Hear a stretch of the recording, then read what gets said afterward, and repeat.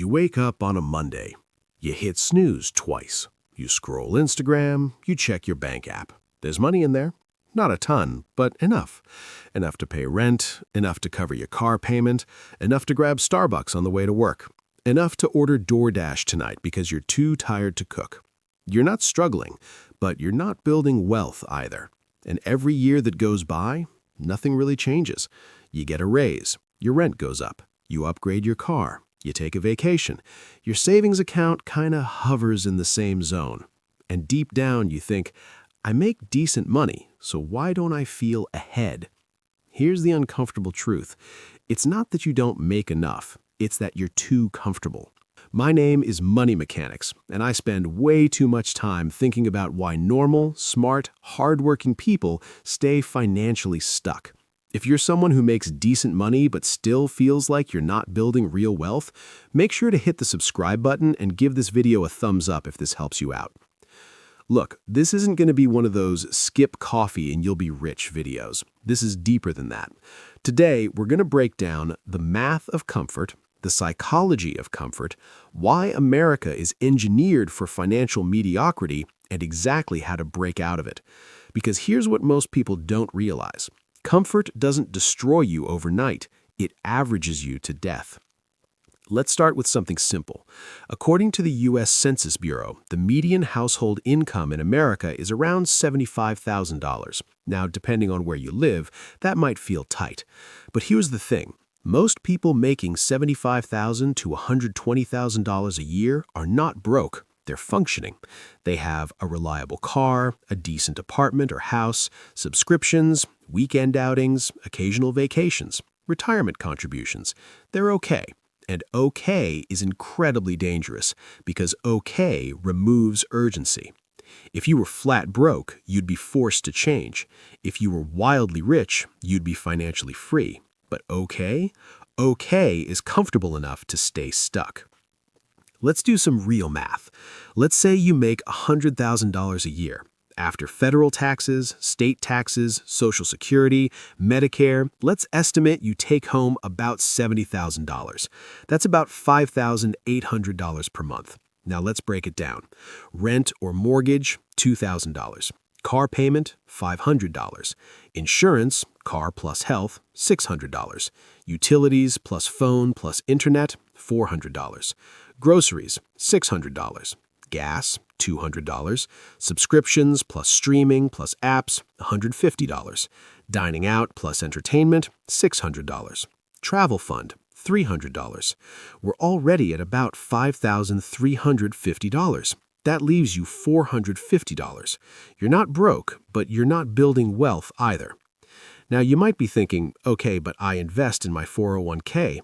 Cool, let's talk about that. If you contribute 10% of $100,000, that's $10,000 per year. At a 7% average return, over 30 years, that becomes about $944,000. Sounds good, right? But here's what most people don't realize. $944,000 in 30 years won't feel like $944,000 today. Inflation at 3% cuts purchasing power dramatically, and that assumes you never stop contributing, the market behaves normally, you don't panic sell. Comfort math creates average outcomes, and average outcomes don't create financial freedom. Now this is where it gets really interesting. Your brain is not wired for wealth. It's wired for safety. According to behavioral finance research from Nobel Prize-winning psychologist Daniel Kahneman, humans are loss-averse. We feel losses about twice as strongly as gains.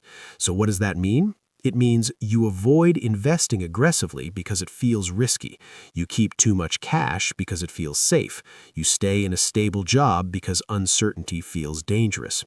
Comfort equals safety. Safety equals survival. Your brain says, we're good, don't rock the boat. But wealth requires rocking the boat.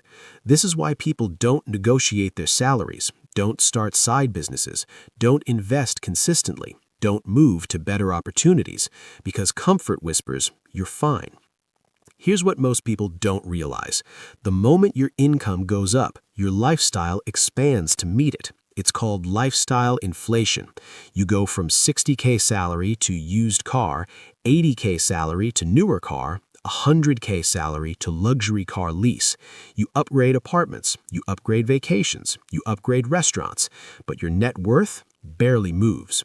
According to the Federal Reserve Survey of Consumer Finances, nearly 40% of Americans would struggle to cover a $400 emergency expense without borrowing or selling something. Read that again, $400. And many of these households are not low income, they're comfortable income.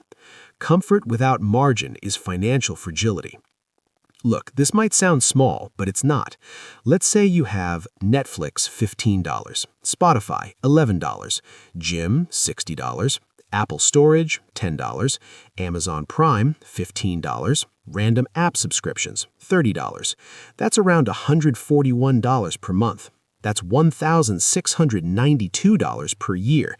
Invested at 8% for 30 years, about $191,000. Now, am I saying cancel everything? No, I'm saying understand the math. Comfort spending compounds too, just in the wrong direction. Here's where I might frustrate some people. Your job is comfortable. Predictable paycheck, bi-weekly deposits, health insurance. But here's the thing. Income is linear. Wealth is exponential. If you rely only on your salary, your growth is capped by hours worked, annual raises, promotions. Meanwhile, assets grow while you sleep. Stocks, businesses, real estate. Now, you might be thinking, I don't want to start a business. That's fine, but you must build ownership somewhere because comfort jobs rarely create financial independence. They create financial stability. And stability without ownership keeps you working forever. Here's the deeper layer. Comfort isn't just financial, it's identity-based. If you see yourself as middle class, doing okay, not bad with money, you won't push for more. Wealth starts with identity change. From I make money to I build assets. From I save leftovers to I invest first. This is where it gets really interesting. When you automate investing before lifestyle upgrades, your brain adapts. It learns to live on less, and wealth builds in the background. Let's get practical. Step 1. Reverse the raise rule. When you get a raise, invest 50% of it automatically. Step 2. Create artificial scarcity. Increase your savings rate to the point it feels slightly uncomfortable. Step 3. Build one ownership stream. Index funds, rental property, side hustle. Start small. Step 4. Track net worth, not income. Income feels good. Net worth changes lives. Step 5. Delay big upgrades by 6 months. If you still want it after 6 months, buy it. Impulse dies with time. Let's zoom out. If you invest $20,000 a year at 8% for 25 years, you'll have about $1.46 million.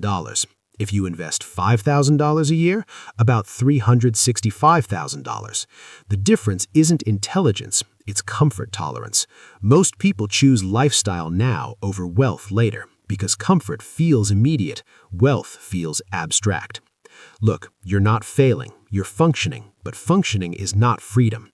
Comfort will give you nice dinners, good vacations, a decent life, but it won't give you time freedom, work optionality, generational wealth. Here's what most people don't realize. You don't need to suffer. You just need to be slightly uncomfortable on purpose because discomfort today compounds into freedom tomorrow. So ask yourself, are you building comfort or are you building wealth? If this helped you think differently, hit subscribe because we're not here to stay comfortable. We're here to build leverage, and leverage changes everything.